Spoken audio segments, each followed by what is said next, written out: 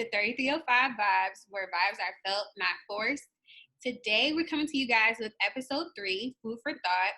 Just to recap episode 2, I Ain't Going, we talked about body positivity, self-care, self-love, and just really taking care of yourself and using exercising self-care, basically.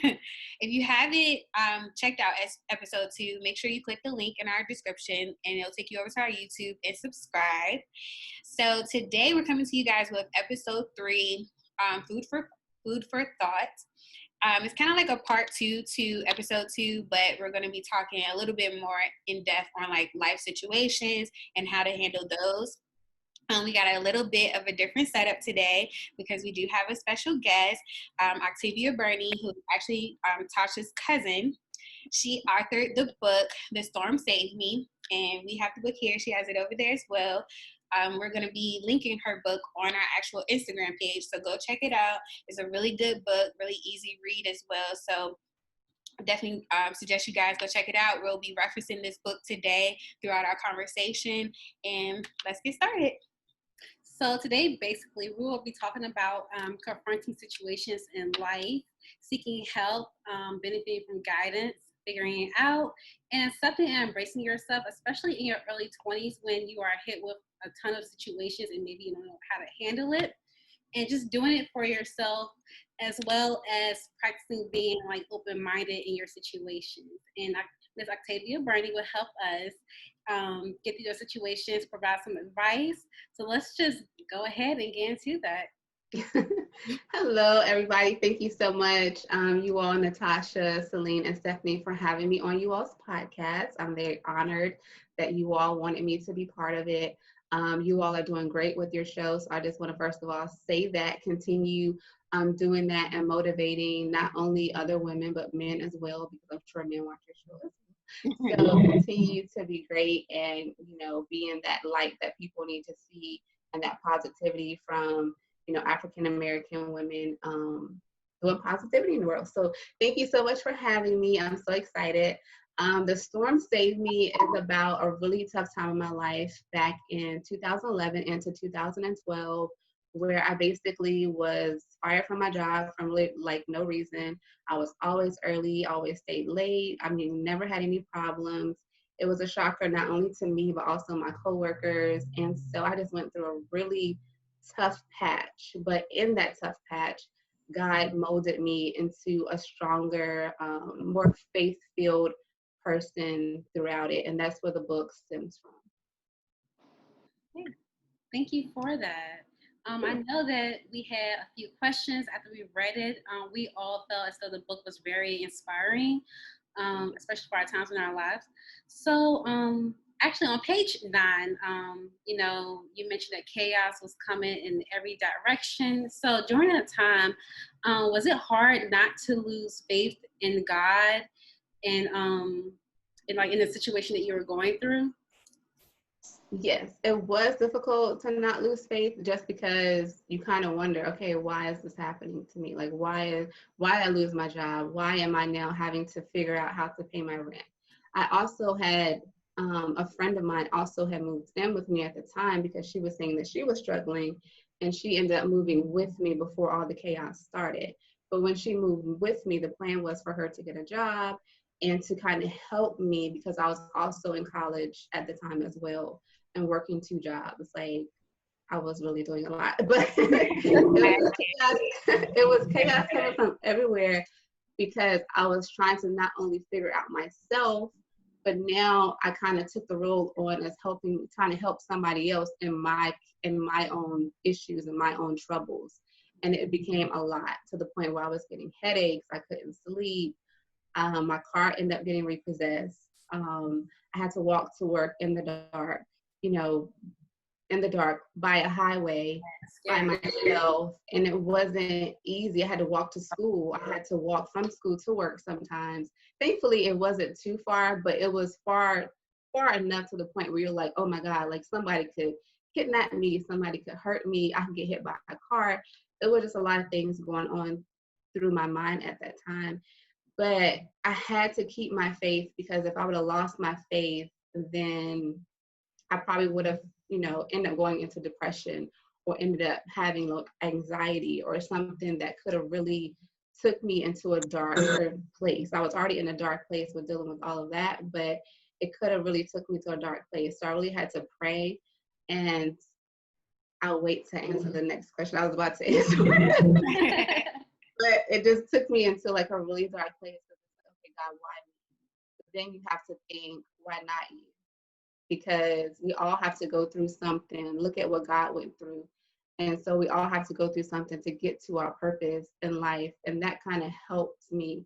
Like, I feel like I really found my purpose in that, then going through many other things as well.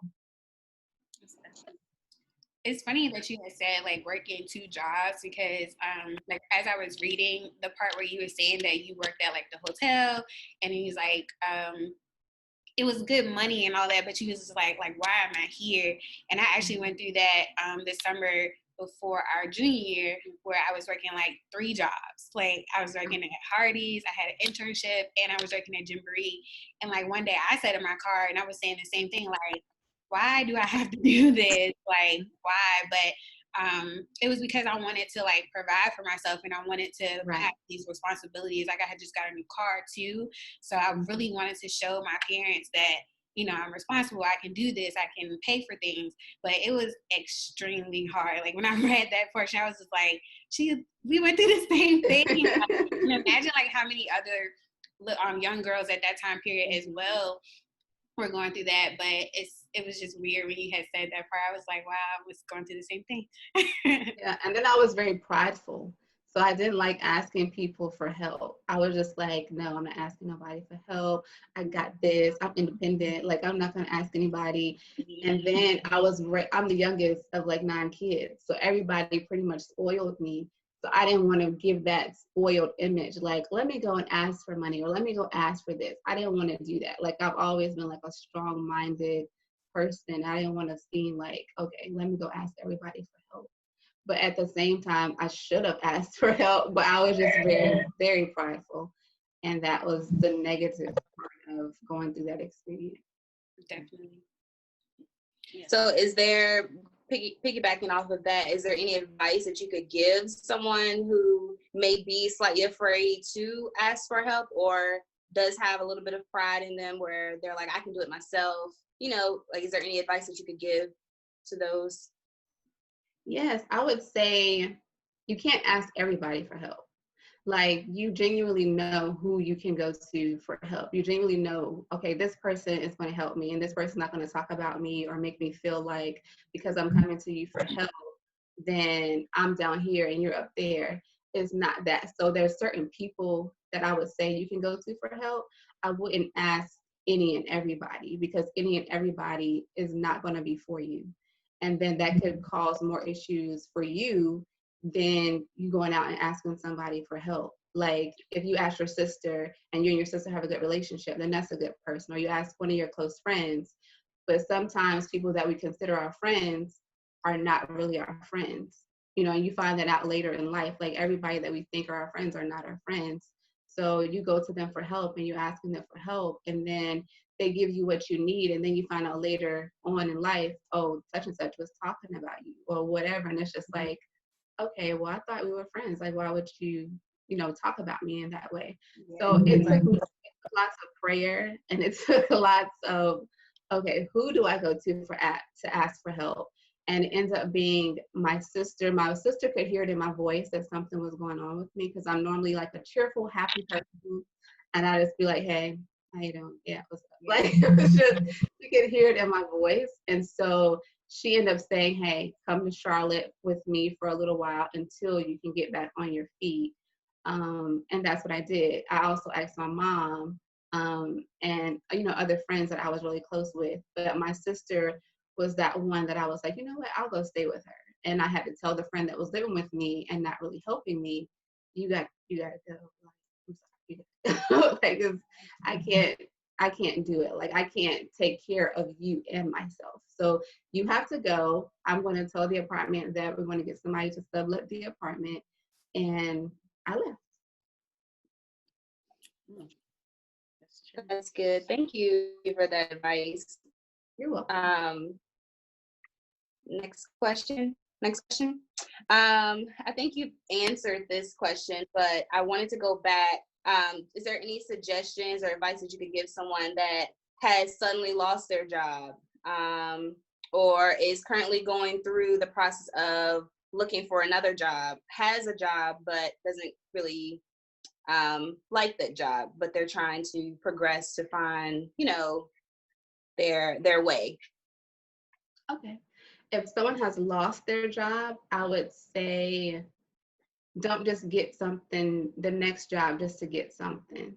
Let it be something that you actually are passionate about. It may not be all the money you want to make. It may not be exactly where you want to be, but jobs have a way of shaping us into better people. So when we do get that job that we actually want and desired, we're more grateful for it.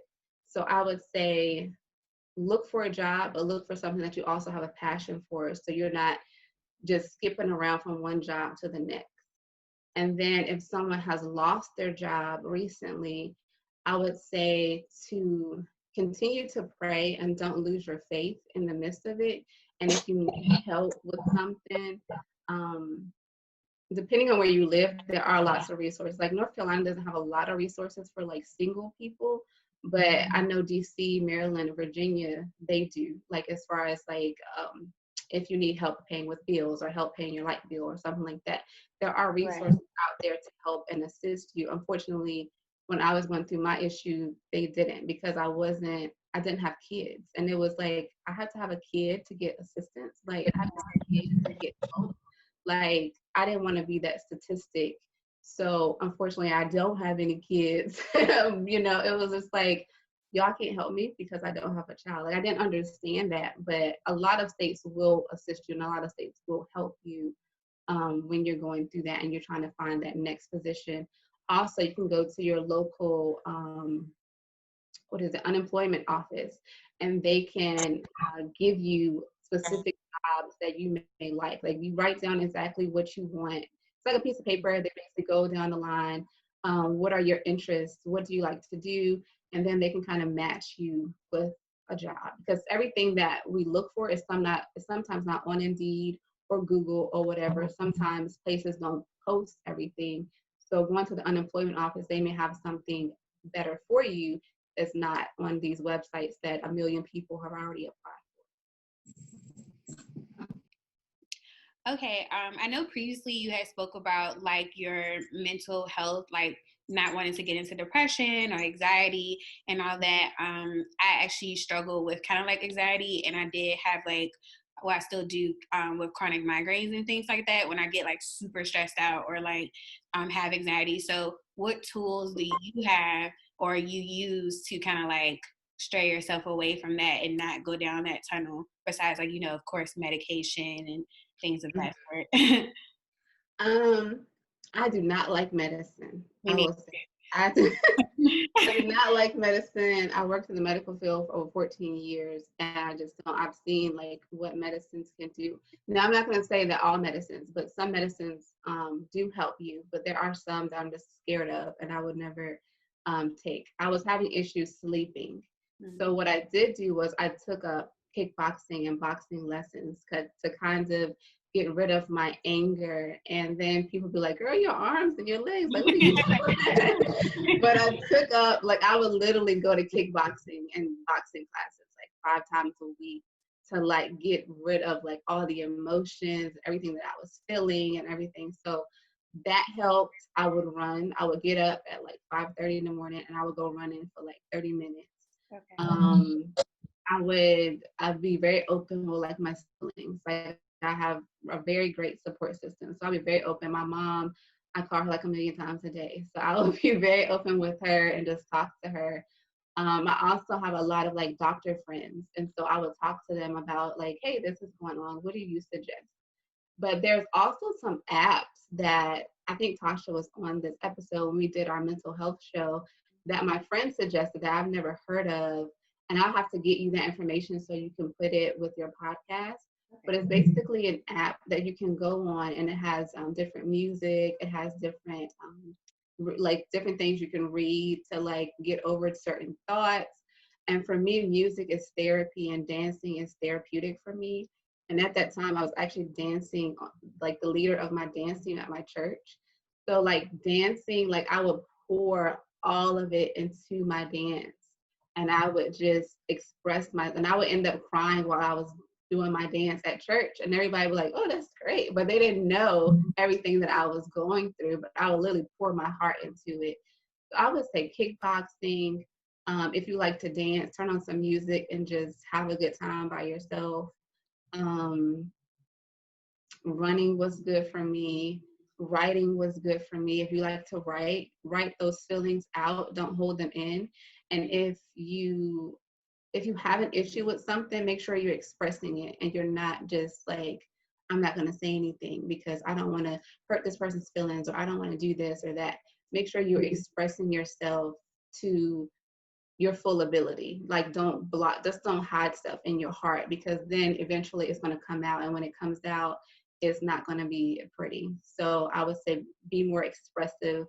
Allow yourself to be transparent and vulnerable to certain things. And that was something that I struggled with. Me too. I definitely struggled with that. I was not very vulnerable and I was not very transparent. I think the last year is when last year, actually 2019, after I was in my accident, I became more transparent. And that was like me healing from everything, even like going through this situation, me becoming so transparent and being able to talk to other women and do videos and share my poetry and stuff like that. It allowed me to heal in a way that you wouldn't even imagine. So being more vulnerable and writing your thoughts and feelings down and not holding everything in. Definitely. I know you mentioned, you love writing, but you said that you wasn't like as transparent. Like, I guess you said like last year, like you just kind of became transparent. Mm-hmm. So how did you get into writing and accepting like the feedback? And how like you just feel as though like you don't know how people are going to respond, like what are going to be their thoughts. Like, how did you get through that? I started writing when I was very little. I probably was like 6, and I would just make up stories and things like that. And my mother would always be like, "Oh, that's great," and they would be horrible, but she would be like, "Oh, that's great." And so, as I got older, my teachers kind of picked up on it. So it was like when I went through something, I would just write and express myself, and I did really good with like writing papers and stuff like that because of that. But going through things like when I went through this in my book, 2011 and 2012, it was like I didn't feel like writing. I didn't want to write. I didn't want to sit there and put anything on paper. It was just like, I don't feel like it. Like, I don't feel like doing any of that right now. And so that's how I knew that something was really wrong with me, because I lost that passion for writing. It was like I just went through like writer's block. I went through that for like over a year. I couldn't write. There was nothing that I could write. I couldn't think of anything to write. I couldn't write any poems. And then it became like a gush of wind. Like I could be in the car and I would have to literally record myself talking, because there would be so many poems like coming to me and pouring into me. Like I have so many books of like poems that I need to put out, but I haven't, because I'm like, what are they think? So much stuff now, because eventually it just started coming out. And when I started writing this book in 2018, I kept stopping. I had wanted to write the book, I think in 2016. And I was like, no, this isn't good enough. I don't want to write something. And then people be like, oh my gosh, she went through this. Oh, and everybody's in your life. And then it's like, oh my God, I know you went through that, girl. Like, you gotta call me. And it's just like, at the end. No. Yeah. But I'm just being honest. It's like, you don't know how people are going to take what you're writing in your book. And so I had to like be very careful of what I wrote. Like I couldn't say specific names or anything like that when I was writing about the friend or my ex or anything like that. I couldn't put specific information. But it wasn't easy writing it, because like I said, I started and stopped so many times. But my husband and people like my friends that are close to me, they would read my what I would write down. They'd be like, girl, you need to go ahead and write that book, or you need to go ahead and stop playing and go ahead and do it. So I really prayed about it. And I remember my pastor preaching about, what was the title of the message? It was something about your purpose. I can't remember what the title of the message was, but I was like, oh my God, that's for me. Like, I need to finish this book and get it out, because what he was basically saying was, your life is not about you. So stop hiding those talents and those gifts that you have and show it to other people, because somebody else needs to see it, because your life you're living is not about you. We live this life to help other people. And if I said, if I could help one person with my book, then I did exactly what God wanted me to do. It's funny you had said like you're like just doing it, because that's how we felt about even creating this podcast. Like, we were so nervous after episode 1. Like, we didn't even watch it or anything. Oh God! After we posted it, we just like, it's out there. It's out there. Like, just do it. No. We were just so nervous about like, what would people think? How would people receive it? And like, are we really doing this? And one of the things that we all vow to each other is to be transparent. And because we felt like that's the only way that this will actually work and really come across how we want it to. So it's crazy to hear you say, like, you know, you wrote an actual book and this is just on the internet, and you had the same feelings that we had, and you were just doing this by yourself. Like, we have us 3, and I feel like that was a crutch for us as well to do this with us, because we've been knowing each other for so long. But yeah, it is hard, like, really accepting what other people will think about what you have to say, even if it's a great message. Like, you just don't know. Right. And another thing was, like, when I would post poems or whatever, you would get like a few likes. I'm like, well, is this even good enough to even put out there? But the thing I realized is, when I created my business page, I would get like hundreds of views, but I would only have like 10 likes. And I was like, so people are seeing it, but they're not liking it. And so that's the thing that will catch someone's eye. Like, you all's show, like, you may post it on Instagram or Facebook or whatever, and you get so many likes. But when you go and you see how many views you're getting, it's going to basically encourage you and motivate you to keep going, because people are watching it. They may just not like it. They just may be like, oh, I'm just going to scroll through. Oh, this is good. Oh, that's good. And I think we were just talking about it. Yeah. But yeah, so don't get discouraged by like the likes and all of that, because people are watching it and they're seeing it and they like it, but they're not going to like it, if that makes sense. Yeah. That's good advice. Because we're like, what else we have to do for people to, like, you know, actually like the video, or you know, because we get like the views, but not the likes. Yeah. So. I saw a post on Facebook, I think it was yesterday, and it was like, people will like stuff from other people, but because it's you, they won't like it. And that's okay, because you all are doing something that's encouraging and motivating other women. And regardless of the likes, people still like it. Like, they might not hit the button or hit the heart. That means nothing. The views and what you all are doing is what's the most important. Absolutely. Yeah, thank you for that. You're welcome.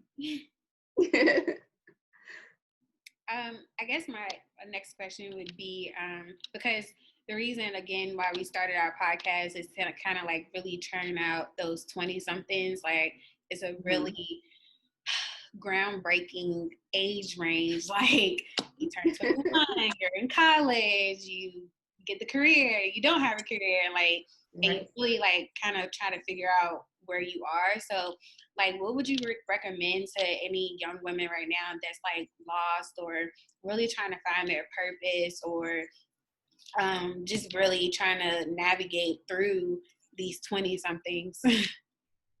I would say, don't give up on yourself. Don't give up. Keep going. We may not know our purpose. Some people don't ever know their purpose, you know, in life, and that's okay. But what you're passionate about will lead you to your purpose. What you've been through in life will lead you to your purpose. So I would say, don't give up on yourself. don't think because you're not making a certain amount of money by 25 that life is over, like I thought. But because some jobs will lead you to better things. Like I worked at a job when I moved to North Carolina at the age of 22. I hadn't even graduated college yet.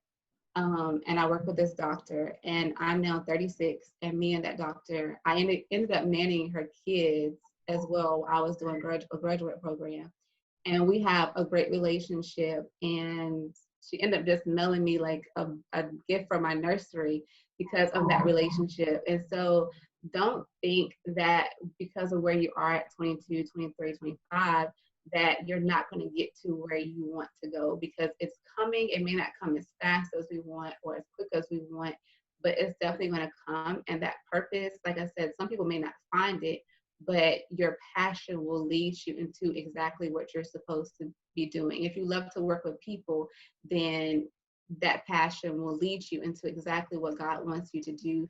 And we may be like, oh, this ain't really what I want to do. But it's not about what we want to do, because it's about what God wants you to do. So if you're pleasing God, then be happy with what you're doing, because that next step that he's going to take you through is going to blow your mind. You're going to be like, oh my God, I was just making 25,000. Now I'm making 60,000 within just a few years. So you never know what that job will lead you to. So don't give up on yourself. Don't lose your faith in trying to find, what you really want to do in life. Some people, I have friends like, I'm going back to school at 40 something, and that's okay, because they finally found out, okay, this is what I'm really passionate about. This is what I really like to do. And that's fine. Even if they had a master's, they're going back to get a bachelor's I think their second master, in a program to really do what they want to do. So don't lose your faith, and don't give up on what you really like in life, because God is going to shape you and create exactly what you need. There may not even be a job out there right now, but God may post something just specifically for you to apply at the right time with the right people, and have the right people in place to hire you for that job. So just don't give up. Amazing advice. Yes, the steps, because I mean, I've done that. Like I always like try to plan everything out, and God really put me on my butt like a month ago. He was like, yeah, you thought. Right. So it's definitely a thing, like just not giving up and just keeping your faith, and that he's gonna definitely order your steps and lead you into a righteous path. So I definitely that was definitely me. That was me. So I could only speak experience, like Yeah. what I went through. It's like, okay, like I'm only making this much. Okay, what am I going to get to like them higher numbers? But the right job will come at the right time. And I think just like our generation, period, like just all of us going to college and then like being on social media, and everyone's like always posting their biggest accomplishments and stuff. And I just feel like our just generation, women in general, always want to compare ourselves and do all that. And it's just like, it's like a never ending cycle, and it's like a tumultuous cycle, because you like Right. self-destruction at that point. So Right, because you're seeing so many good things, but it's like, what took that person? They never post what took them to get to that place. right. Post when you was crying in your bed and going through all this other stuff, and then post what you have now, because nobody will post that. Nobody would share that. They always post the prettiest pictures with the eyelashes popping and the hair looking good. Post the picture of when you was going through the most. Like, I've even had to learn to just post it. Like, even if it's not my best day or whatever, just post the picture. My husband's like, just post it. Like, why does it have to be like this perfect picture? And I'm like, because people are gonna be like, oh, she look horrible today. But I had to really like be like, okay, why am I posting the most perfect picture when I can just post this picture and then just be vulnerable? And I even posted after I got burned, I even started posting my scars to show people that everybody may have a scar. It may not be like mine where you can actually visually see it, but it may be scars within your heart. It may be scars, something that you've actually mentally went through. Everybody has scars that we're dealing with, but are you going to be vulnerable enough to share what you've been through? And so that's why I ended up posting pictures of my scars and everything that I experienced, to just be vulnerable and show people, look, this is what I've been through. It's not making me, but it definitely has strengthened me to be a better person. Definitely. Yes. And just to go back a little bit, I know you had mentioned, like, you know, you turned to like kickboxing and stuff. She actually does she goes to kickboxing, and I know she was trying to get us on board with kickboxing. Yeah. So she was like, I kickboxing. So it's crazy that you had mentioned to bring it up. Yeah. That's a great workout. Mm-hmm. It is. Kickboxing is fun, and just, you know, you get to relieve all that stress, or even if it's not stress, you're just releasing all of maybe the positive energy that you went through that day, or the negative energy that you went through. So it was great. It was great. It was empowering. It helped me build courage as well, because I was in classes with people that can do a whole kick, whatever they call it, and I'm still trying to work on a stretch. So it was fun. It was fun, and I went at least twice a week, and then on Saturday mornings, because I enjoyed it. I enjoyed it more than going to the gym. So it was fun. Yeah. Yeah, I definitely agree. I loved it more than going to the gym. I'm not a normal workout person, like going and lifting weights. No, I need like kickboxing, boxing, or running. Then I'm good. I don't need to be trying to lift nobody's weight or anything like that. But kickboxing and boxing will tone you just as good as lifting weights. I'm telling you, y'all should try it if you want. It's on my list. Right. It's on my list. And also, just to bring up, in your book, I read one of your poems. That was my favorite. It was called Journey. And I love when you said she proclaimed her destiny without knowing the path. And oftentimes, like, we don't know what's ahead, but we just have to like walk by faith. And I know that could be like a challenge sometimes. So that poem like really stood out to me. I love that poem. Thank you. I actually wrote that poem, I think, during that period when I actually went to Charlotte with my sister. I actually wrote that poem when I was with her, because I was just like, I didn't understand like why all this happened to me. But it was crazy because while I was there, my sister was like, did you file for unemployment? I said, can you file for unemployment when you get fired? And she was like, yes. And I was like, no, you can't. Who does that? And she was like, try. And I ended up getting a check in the mail for like $3,000 after like a few weeks after I applied. And I was like, well, thank the Lord. Hallelujah. So I saved like all my money, and I had called like different places to like get in the car and everything.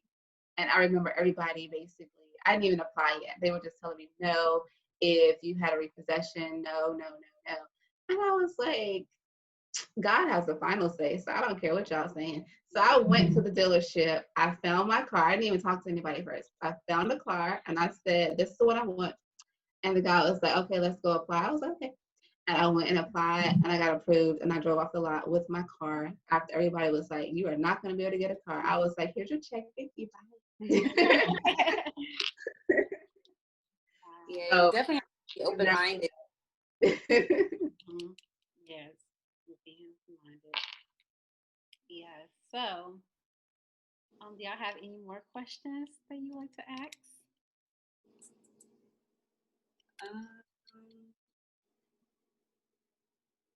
So one of my questions, it was, when you were going through that journey from beginning to end, and even through the process of looking for the job, getting that car and things like that, did you ever think or know that right now or back in 2018, you would have been writing a book about that entire journey that you went through?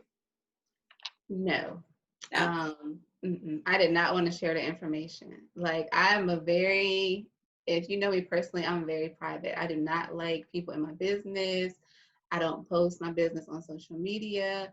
I'm just very private. Even when my husband and I was dating, I think I posted that we were engaged. He wouldn't even know I was dating him. Like, it was like, we date. And we have been dating for like 9 months. but I rarely posted anything because it's very private.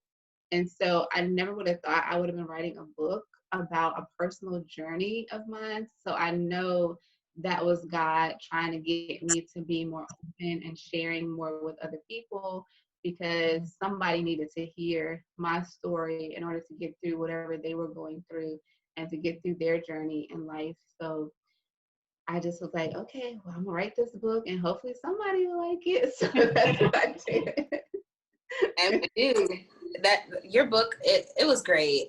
Just reading from beginning to end. Some of the things I didn't go through, but I've been around or I'm close to people that have gone through some of those things that you went through in your book. So it was just good to be able to see it and, you know, be able to share your book with somebody that I know is going through it currently or isn't, or is, you know, already went through it, just to kind of get them to see, you know, this person went through it, they made it out of it, you know, they got connected with God. Maybe that was why they needed to kind of go through that, because they were missing that relationship with God, you know. So your book was great, just reading it and learning from how you got yourself out of it, you know. How you Thank you. And another thing, I didn't put it like in the book in detail. Did I say thank you? Yeah, I did say thank you. I'm pregnant. My mind is like, did I say? But during that time also, I ended up breaking up with my boyfriend. We had been together for like 3 years. I think I may have put like a snippet in there, but not like the full detail. Because I didn't want it to be like, oh, let me write a book about my ex-boyfriend. I didn't want to do that. So I just put a snippet in there. But we actually broke up during that time, and God told me to break up with him.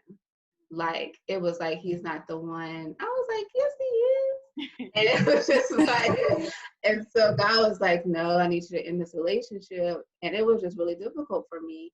And then I ended up, at the end of the book, I wrote that part in the actual book where I was talking about the pastor, that because I was going through a really tough time, like emotionally dealing with the fact that I broke up with this person that I really cared about and I really loved. And this pastor ended up coming to our church, and she calls me out of the audience. I'm like, what you calling me for? Like, I don't know you. But I went up there, and she was like, I need you to scream this. And I was like, she was like, say, I'm back. And I was like, I'm back. And she was like, no, I need you like to scream it. And I was like, I'm back. And she was like, no, she made me stand up there the whole time she was preaching. And I didn't understand why she did it at the moment. But when I got back to my seat, I literally broke down in tears. I was like, I'm back. Like, my life is now, I'm back. Like, I don't have to deal with that toxic relationship anymore, because I was holding onto a relationship that wasn't good for me. And I was thinking it was good for me, but it really wasn't, because there was subconsciously, there were things going on that I was ignoring and really not paying attention to. So I was like, oh, wow, like that's what she was trying to get me to see. And it's amazing. A stranger will see something in you that you don't even see in yourself. And I was just amazed at that. And I don't talk to my ex. I mean, he tries to be my friend, but I'm just like, you're my ex. Leave me alone. Right, exactly. Like, please leave me alone. But he led me, as crazy. I was going to say this, but I know y'all have to end your show. But my ex led me to my husband, because my husband went to the same church that my ex invited me to, that I had been going to for the last, probably like the last 3 years when I was dating him. And then he kind of slacks on coming to church. And when we broke up, my ex, my now husband, came into my life in 2013. And then we got married. We didn't really date in 2013 because I was trying to hook him up with somebody else. I didn't want to date him. It's horrible, I know. He was trying to talk to me and I was just not interested. And then we started dating in 2014, and I was like, he was so intelligent that it made me fall in love with him, because I really loved his intelligence and how caring he was. And then in 2015, we ended up getting married. And it was just crazy because my ex led me literally to my husband. And sometimes it happens that way. Mm-hmm. Yes. Yeah. Did you have any questions for us? know it's random, but what inspired you all to do the show? What are some things that was like, oh, we need to do a podcast? Well, actually, we were on our way to the aquarium in Baltimore one day, and Celine, she was just like, like, I really want to do a podcast. And we were just like, wait, we should all do a podcast together because, she had thought about it before. Steph has thought about it before. I have thought about it before. And I'm just like, I don't know if I can do it. So I'm just like, we should, because we always talk about different things. So we're just like, okay, let's do this podcast. So I actually hit up Steph. I was like, how do you feel about doing like a podcast? And she was like, I'm with it. Like, we all in the back of our head had like the thought of like, oh, what are people going to think about this information, But we just went for it, and here we are today. That's awesome. That's awesome. Like hit the ground running. Like, we just started getting on FaceTime and was just talking, and we haven't looked back since. So it's been hard, but like it's so easy just doing it because it's with them. So just like having a conversation on video. Yeah, that's pretty much it. Yes, that's awesome. I give kudos to you all for starting it and doing it together, because that's important, and showing, like I said, that Black women doing something positive together and encouraging one another. So that's awesome. I'm all about encouraging other women and things like that. So keep going. Don't let it get to the point where you're like, I ain't doing this no more. It will get to be like a headache, but it will be worth it. Because me and my husband we used to do our Facebook show for years, and then like our work schedule got in the way of it. And so we stopped, but then we started doing it again, and people are like, yeah, y'all doing it again. So don't give up, because people will definitely miss you if you stop doing it. So just keep doing it, and just, keep motivating other people and inspiring other people. Yeah. So we're just going to go ahead and wrap up this episode 3, Food for Thought. Thank you so much, Miss Octavia, for coming on to our episode today. We really appreciate the conversation and just like the open-mindedness and all this great advice. We will be linking her book, The Storm Saved Me, in our Instagram post and our Facebook. So please go check it out. It's a really good book, and it's just amazing. Thank you. So also, thank you everyone for following us and just supporting us through our first couple of episodes on this new podcast. So to not congratulate, but to thank all of you guys, we will be giving away one of these water bottles. It has our logo on there, 3305 Vibez. And one of our close friends had made these for us. I will link her business across the screen. Thank you so much, Laurel, for making these for us. And stay tuned. Get your water bottle. And make sure you like and subscribe, okay? All right, guys. Bye. See you next time. Bye.